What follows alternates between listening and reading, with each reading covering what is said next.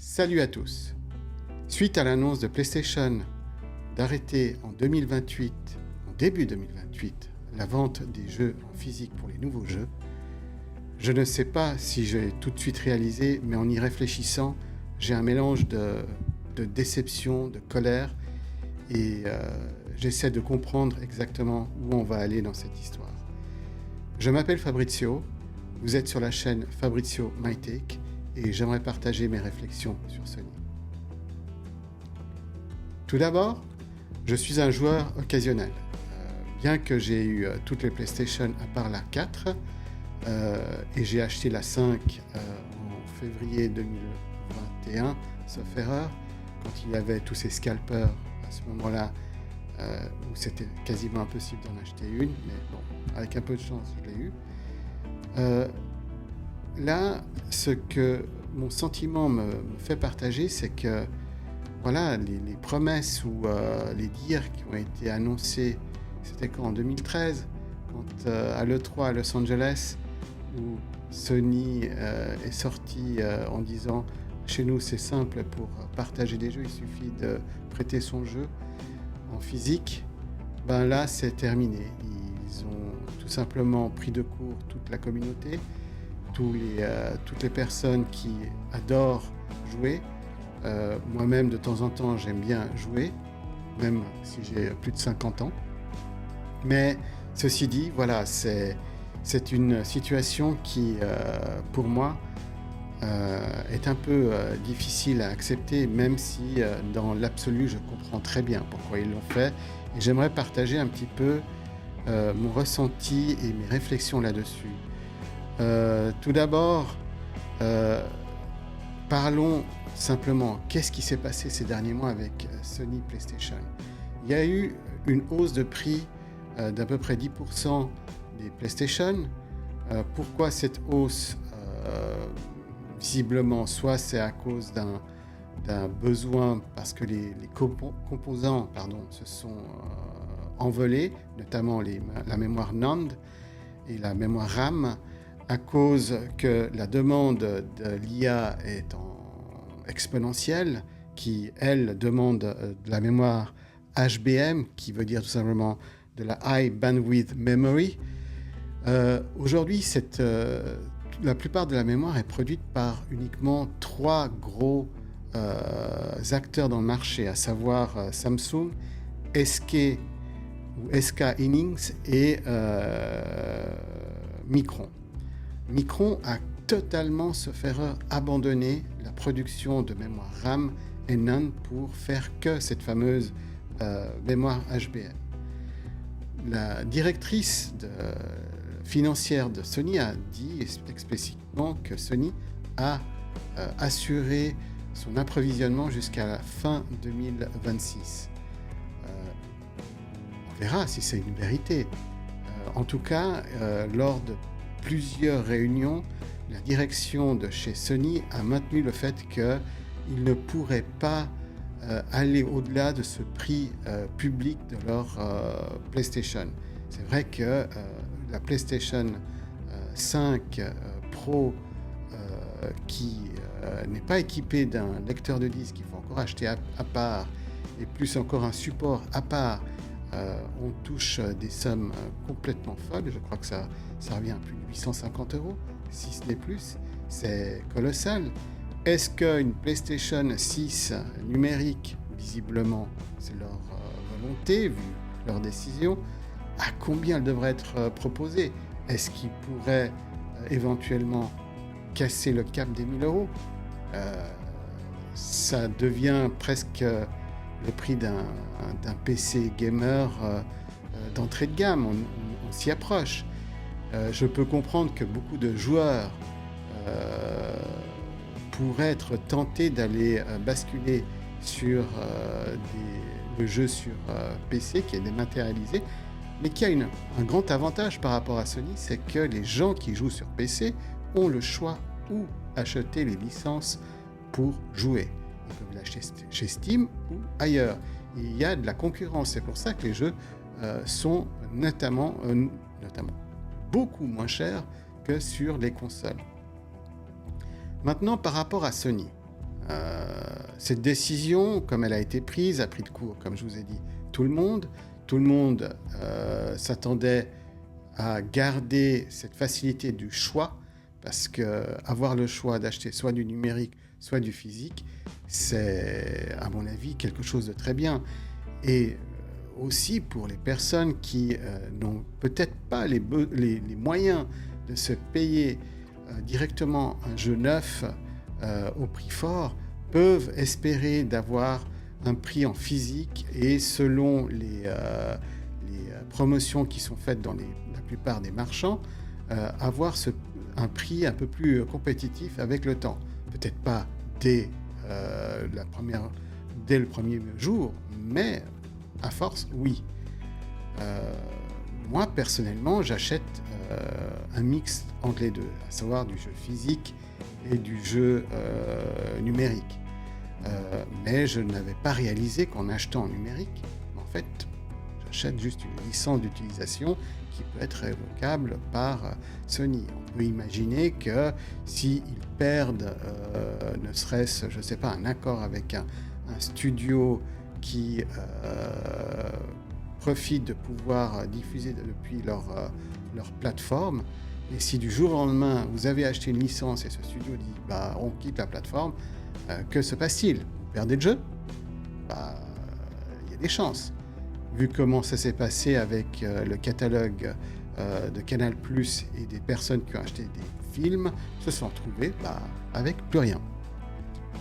Bien dommage. Par rapport à ça, je me suis posé la question, quelles seraient les alternatives à part le fait que beaucoup de personnes espèrent que Sony fasse un rétropédalage là-dessus. J'ai bien peur que ça n'arrivera jamais. Mais les autres alternatives, il n'y en a pas 36 000. Dans l'industrie, il y a eu déjà des essais par rapport à des sociétés qui ont voulu, depuis un format numérique, le proposer en format disque. Mais malheureusement, pour certaines, c'est terminé devant les juges. Et les juges ont dit non, vous ne pouvez pas parce que pour une raison X ou Y, Z. D'autres sociétés ont fait quelque chose d'un peu plus propre en prenant des accords directement avec les studios, mais ils font sur des quantités extrêmement limitées. Je me suis dit, mais pourquoi pas même Sony pourrait le faire? Parce qu'à la fin, malheureusement, on pourrait constater, mais combien ça leur coûte de pouvoir imprimer, de pouvoir faire ces disques et de les distribuer. Alors, on va parler clairement. Si un jeu est 80 balles, si c'est un jeu numérique sur leur propre studio, ils gagnent en gros 80 balles. Moins les coûts, bien entendu, d'amortissement du jeu, etc., etc. Mais en gros, c'est tout pour eux. Mais s'ils commencent à devoir le distribuer en version physique, il faut compter là-dedans aussi la marge qui doit être laissée aux distributeurs type Fnac ou n'importe qui d'autre, Micromania ou Amazon, bêtement. Ça veut dire tout de suite 15, 20, 30% en moins. Plus il y a les coûts de la production, les employés qui sont mis dans ce cercle-là. J'ai bien peur que voilà, la fin est là. Donc ils ont acté cette décision. Elle ne me plaît pas parce que je sens que ne pas avoir le choix, c'est un peu regrettable. Et la version numérique, à ce jour, on n'a pas beaucoup de garanties. Peut-être que des personnes espèrent, vu que ce sera tout en numérique, ça coûtera moins cher. J'ai bien peur que ça n'arrivera non plus. S'ils ont décidé de vendre les jeux AAA, les first party de chez eux à 79€, 80 balles, si vous préférez, ça ne changera pas. Pourquoi? Pour une raison simple. C'est que par rapport à l'industrie de ce domaine-là, s'il se compare aux autres, alors je ne parle pas de Xbox, mais mettons Nintendo ou des autres studios audio, ils sont plutôt dans le bas de la fourchette en termes de retour sur investissement. En gros, ils sont aux alentours de 6, 7, peut-être 8%. Le standard de ce secteur-là, c'est plutôt entre 15 et 20. Donc, on peut comprendre que, ils ont augmenté les jeux, ils veulent pouvoir être beaucoup plus rentables sur cette branche-là. On sait que les jeux coûtent de plus en plus cher pour être produits. Et ça aussi, on peut se poser la question. Je suis désolé, mais quand on voit un GTA qui a coûté 2 milliards pour être fait, oh my God, j'ai presque envie de dire. Mais où on va ? Est-ce que les gens ont envie d'une telle débauche de moyens ? Je ne sais pas. J'ai plutôt l'impression que les gens aiment un gameplay, aiment une histoire. Mais après, est-ce que les graphismes datant de l'époque de la PS3 ou même de la PS4 choquent ? Personnellement, j'en suis pas sûr. Donc le ray tracing, en veux-tu, en voilà, etc. Je sais pas, moi, quand je joue, je me concentre pas si le reflet est en train d'arriver au bon endroit avec... Oui, c'est beau, mais à la fin, on fait quelque chose de simple, c'est qu'on a envie de jouer, rien de plus, et que le jeu soit plaisant et qu'il soit... qu'on a envie de continuer de jouer. Par rapport à toutes ces histoires,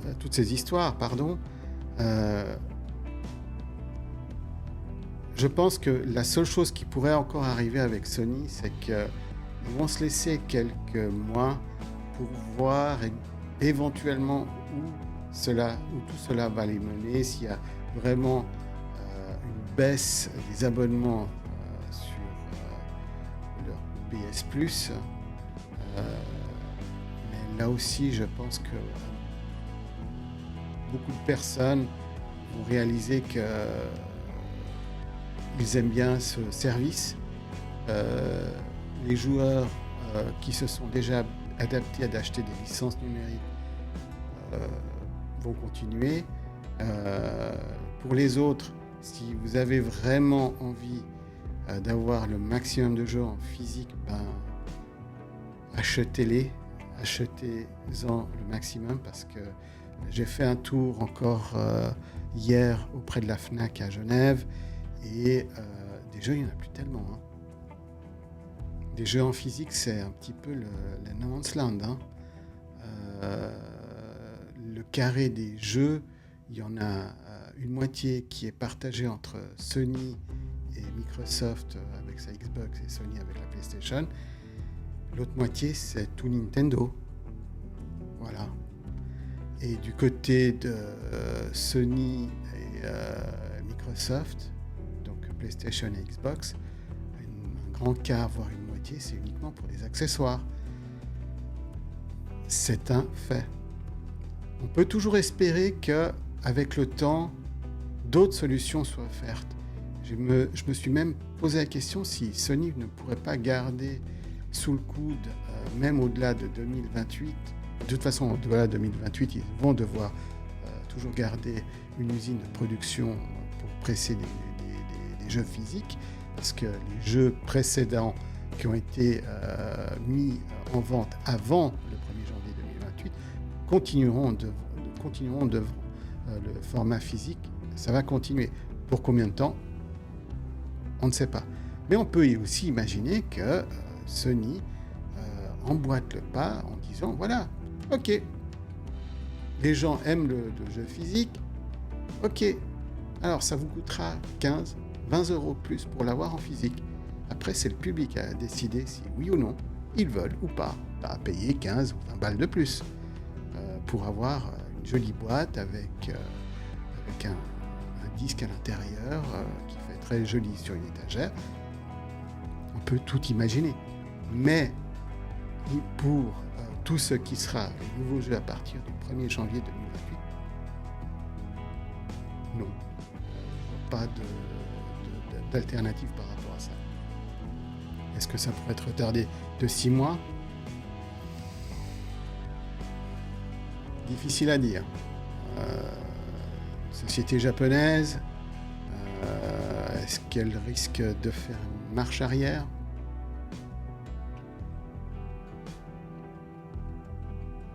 Difficile. Je vois ça vraiment très, très, très difficile. Même si on sait que le nerf de la guerre, ça reste l'argent, et s'il constate que beaucoup de personnes ont décidé d'arrêter leur abonnement, mais il en faut quand même un sacré paquet pour les motiver. Je ne sais pas, imaginez si c'est juste 100, 200, 300, 500 000 personnes qui arrêtent leur abonnement, ça ne va pas les motiver. Par contre, s'il y en a, je ne sais pas, 3, 4, 5, 6, 10 millions, oui, là oui, ils peuvent commencer à considérer une situation et se dire oui, il faudrait qu'on revoie la situation et de faire peut-être un plan un peu plus modéré. Mais regardez les faits, ils ont déjà arrêté la production de ces jeux, la pression de ces jeux physiques dans leur usine en Autriche, sauf erreur, pour faire des lentilles. Ils ont pris cette décision bien avant de l'avoir annoncée. C'est une machine qui s'est mise en marche. Et cette machine qui s'est mise en marche, c'est non seulement elle va arrêter le physique, mais elle veut surtout avoir des revenus plus importants, même pas des revenus plus importants, des bénéfices, une marge bénéficiaire plus importante. Voilà, c'est le bon terme. Une marge bénéficiaire plus importante. C'est le plus important que eux veulent avoir à terme, c'est de se garantir de bons revenus et de meilleurs retours sur investissement. Partagez dans les commentaires ce que vous en pensez. Si vous avez aimé ce format-là, mettez un like et abonnez-vous. Merci de m'avoir suivi et à bientôt.